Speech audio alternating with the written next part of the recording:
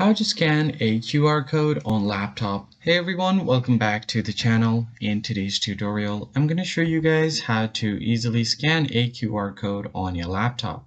But before we get started, don't forget to hit the like button down below and subscribe to the channel. So the very first thing you want to do here is go ahead and open up your phone and then take a picture of the QR code.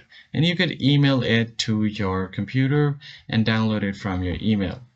Now once you have the QR code on your computer, then what you can do is simply open up any web browser.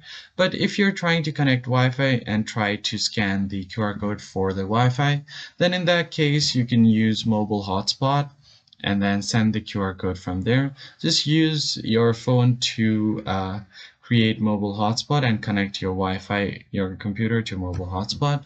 Now you're just going to go ahead and search for Q Reader online and then hit enter. Go ahead and click on the first link that you see. Now once you have done that, you can just choose a file from here to scan the QR code. So I'm just going to head over to desktop and scan this code. And once you do that, you'll find the result right here. So that's how you scan QR code on your computer.